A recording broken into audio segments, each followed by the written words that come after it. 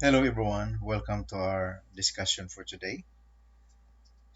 This day's topic will be about Newton's second law. This is Newton's second law of motion. Alright, so before we begin, let us have these objectives of our discussion for today. So at the end of the lesson, you will be able to solve rectilinear motion problems using Newton's second law of motion. Alright, so we have just one objective for today. Alright, so here's the concept of the Newton's law of motion. So number one, a particle acted upon by a balanced force system has no acceleration. A particle acted upon by an unbalanced force system has an acceleration in line with and directly proportional to the resultant of the force system. The third one, action and reaction forces between two particles are always equal and oppositely directed. Okay, so that was the uh, Newton's law of motion. There are three parts here that we need to understand and also remember. So the first one is a particle acted upon by a balanced. So the keyword here is balanced. A balanced force system has no acceleration because there's no changes. There's no changes. Because when we speak of acceleration, that is the change of the velocity with respect to time. So if it's balanced, so there's no change of the velocity, then there's no acceleration. Now the other one is number two, a particle acted upon by unbalanced force system has an acceleration in line with and directly proportional to the resultant of the force system. So of course, if there's unbalanced force that causing the particle, for example, particle is moving in a certain direction, which is um, reaction to the forces that is applied to it, then there would be an acceleration, and that is directly proportional to the resultant of the force system in which the particle is subjected to. Then the third one, action and reaction forces between two particles are always equal and oppositely directed. Okay, so Newton's first and third laws are sufficient for the study of bodies at rest, meaning statics, or bodies in motion with no acceleration. The first and the third laws. Okay, but when the body accelerates or changes in velocity, magnitude, or direction, so second Newton's law is required to relate the motion of the body to the forces acting on it. All right. So if you look at this, these are the three laws of motion, no, by Newton's. So it says that one and three would be enough. No? But if there is already changes, so we need to use the second law of motion. So this is what is being mentioned, no, in this statement here. Newton's first and third laws are sufficient for the study of bodies at rest, meaning statics, or bodies in motion with no acceleration. But when a body accelerates, when in velocity, magnitude, or direction changes, so there is an acceleration that will happen. And that's the time that we can use the Newton's second law of motion. All right. So Newton's second law. So a particle will have an acceleration proportional to the magnitude of the resultant force acting on it and in the direction of the resultant force. So the resultant of the forces acting on a particle is equal to the rate of change of linear momentum of the particle. So if the resultant force acting on a particle is not zero, the particle will have an acceleration proportional to the magnitude of resultant and in the direction of the resultant. So, like for example, we have this illustration here. If our forces or our force is directed in this direction, so we'll have the acceleration in this direction. So it says here if the resultant, no, resultant force. So for example, this is the resultant force acting on a particle, which is not zero. No, the resultant force not zero. Then the particle will have an acceleration, no, which is proportional to this. Okay, and in the same direction as the resultant. So this is our acceleration, having the same direction as the resultant force F1.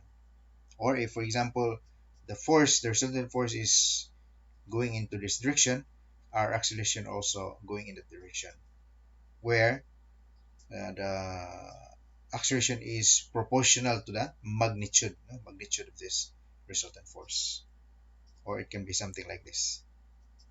Okay, so that's the basic concept class. So when a particle of mass m is acted upon by a force F, the acceleration of the particle must satisfy the following equation.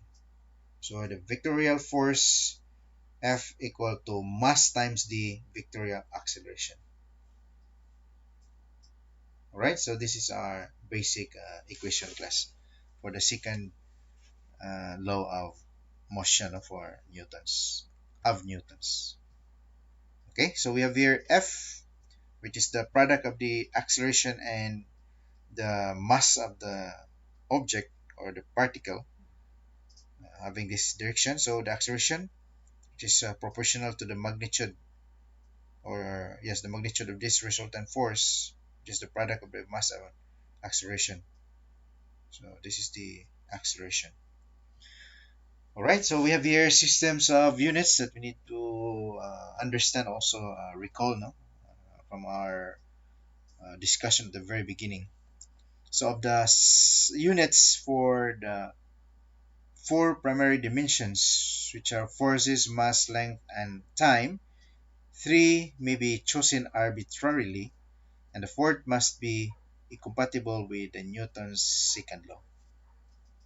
Okay. Now, if we have here an object having a mass of 1 kilogram, and that is directed to the right, okay, having an acceleration of 1 meter per second squared, or something like this, having a weight. Okay, so if having a weight, and then we have here if this is the direction of the force that is the result of the weight for this one. If the force or weight applied to this into this direction, so this gravitational acceleration will be considered here. Okay, so international system of units is I. Base units are the units of length, which is in meter, mass, which is in kilograms, and time in second. And the unit of force is derived. So 1 Newton is the unit of force equal to the product. So 1 kilogram, uh, 1 meter per second squared. So this is the mass, okay, the mass, and this is the acceleration, given this acceleration here.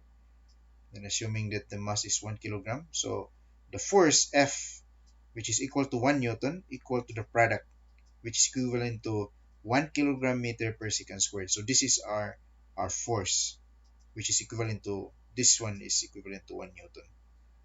So from the formula, force is, or from the equation, force equal to ma, from the concept shown a while ago, force is equal to the product of the mass and the acceleration. So force is equal to ma. Okay, so this is our force F, which is equal to 1 Newton. Okay, and then the product of this is the mass, this is the acceleration, that is 1 meter per second squared given here, or equal to 1 kilogram meter per second squared. So that is our force. So 1 Newton is equivalent to 1 kilogram meter per second squared. So remember this uh, conversion class. So a force of 1 newton is equal to 1 kilogram meter per second squared. Okay? Systems of units of the units of the four primary dimensions, force, mass, length, and time. Three may be chosen arbitrarily. The fourth must be compatible with Newton's second law of motion. Okay, so we have here in terms of another unit, we have here the US customer units. So base units are the units of force in pounds, length in foot or feet, and time in seconds. So the unit of mass is derived. No? So the unit of mass is derived. This is our force that is in terms of 1 pound meter. Sorry. So 1 pound, then this is the mass. Okay, so pound, and then we have this is pound. Okay, and this is the mass. 1 pound mass equal to 1 pound equal to 32.2 feet per second squared. And this is equivalent to what we call slug.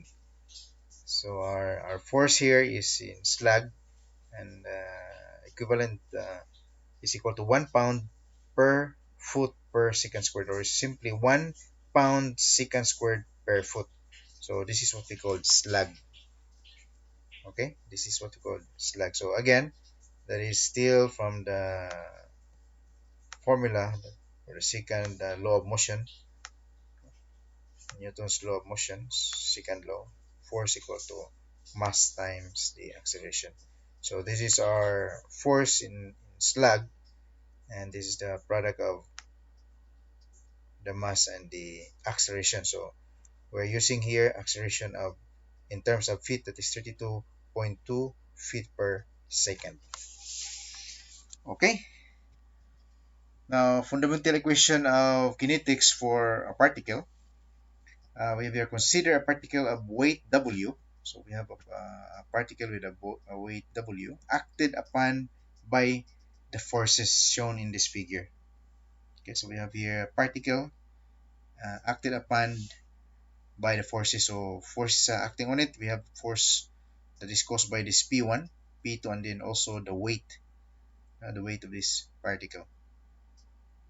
All right, and then you have to resolve this in such a way that we can calculate the resultant of all the forces acting on this particle, and it can be translated or resolved into this manner class. So we have the particle, so you have to base start from this point. Okay, so the weight, so the weight, okay, this corresponds to this one, and then P1, you see P1 is just horizontal, so this is our P1. And take note, this is uh, from head to tail. Sorry, this is head to tail. No? Head to tail. So we have here the weight. This is its head. Then the tail of the next force for P1 is here. And then we have P2 having this angle. Okay, this is having a certain angle here. Okay, then this one corresponds to this. So head to tail. Head, and the tail is on the head. And then after that, from the same origin, no, which is from here, so you draw a line from this tail to head. Okay, and that is now the resultant force. Okay, so that's how we resolve these forces acting on this particle, and we resolve it in this manner so that we can solve for the resultant force. All right, now kinetics question of a particle, or for a particle, so it's given in assuming we have this illustration here. So again, from the same illustration as we have seen a while ago. So this is the particle, and we have the weight, and this is the direction of P1, this is the direction of P2, and then we have solved the resultant R. Now, as you can see from here, we have our resultant R. So it means that once we get the direction and magnitude of this r. So you can put this one here. Okay, you can combine it here, and then we know that the acceleration will be proportional to the magnitude of the resultant forces or the resultant force, and in the same direction of the resultant force. So that's why in this picture here you see. So this is the resultant force that we have obtained after we resolve the forces, and the resultant force is in this direction, having this magnitude. So the acceleration will also be this one, uh, proportional to this in terms of magnitude and in the same direction. All right. So from here, so we have R here is the resultant force, W weight of the particle, G is the acceleration due to gravity. All right. So because we have the weight here, also this one is a vertical component here. So A is the acceleration of the particle. Okay. So now we have equation of motion.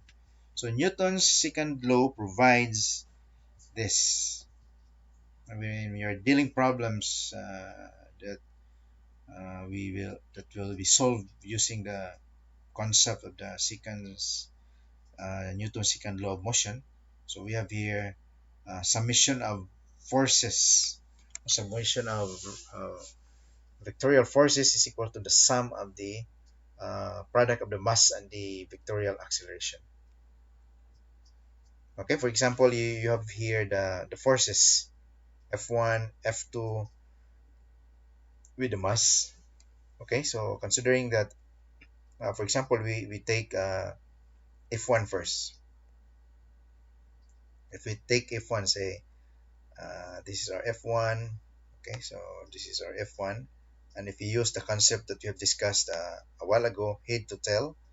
Okay, so this is the head, then tail of F1. So F1 in this direction, that is, it looks something like this, right?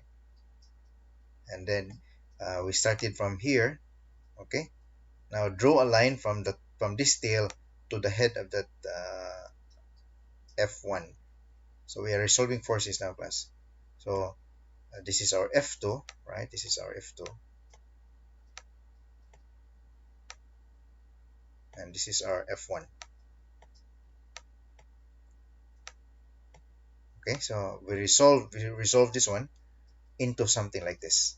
So this is now our resultant force. Okay, this is our R, and this R is just the same as this one. Okay, this part here.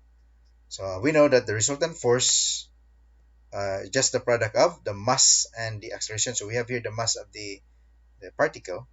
So you just multiplied that by the acceleration, then you will get the value of the resultant. So we have R, resultant force, which is equal to the force, resultant force, which is equal to the product of the mass and the acceleration. Okay, so we have here product of, or you can do it this way also, class. If you start for with F1, for example, so you have say F1 in this direction. Okay, so F1 in this direction. Again, we have head to tail. Then our F2 is in this direction. So this is our F1, and our F2 is something like this.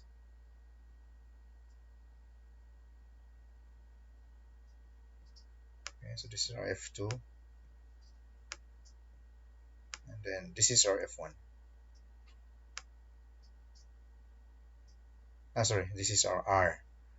This is the resultant force.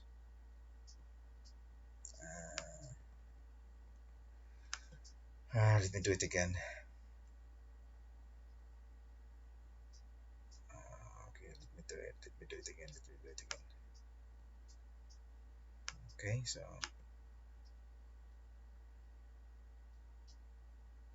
so this is our F1, which correspond to this force. Okay, and then our F2 is something like this. So F2 is in this direction from the tail. goes into this direction. This is our F2, okay, our F2, and this is our resultant force. Okay, so which is this one also.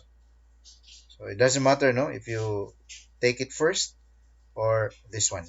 So if you take it this first, then you'll have this. So you do draw this one first, correspond to F2, then F1, and then when you connect from the starting point to the head of the second force, so you will get the R, which is, if you look at this, they are on the same direction. And so do with, if you start with F1, so this is your F1, then your F2, okay, so F2, and then from the original origin, then you draw a line, notice, from the tail towards the head.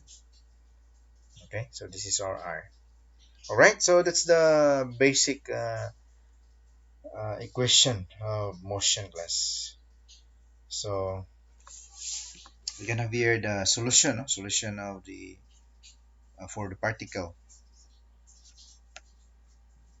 Okay, solution. A solution of particle motion is facilitated by resolving. We have to resolve vector equation into scalar component equation. So there's a transformation here, or resolve resolving vector equation to scalar component equation, so something like this.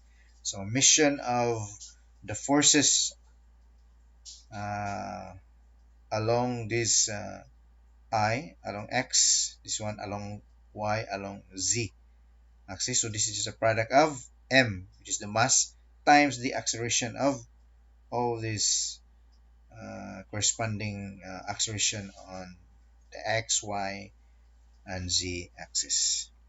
Okay, so we can say this can be transformed into something like this. This is equivalent to summation of forces along the x-axis. Right, so all forces along the x-axis you sum up, and that is equivalent to the mass. Now sum mass multiplied by the acceleration along the x-axis, and we have here summation of the force along the y-axis, and we have here the summation of forces along the z-axis. And this is equivalent to summation of F along the summation of force along the x-axis is just the product of the mass and multiplied by the second derivative of the displacement or the position of the particle along the x and also along the y and then along the z. Okay, so I hope it's clear, class. Now for example, okay, I think we'll do the example in our next video. So I'll cut this up, and then I'll cut this video up to this point, and then we'll continue in our next video for the example. All right, so thank you very much, and see you in the next video. Bye.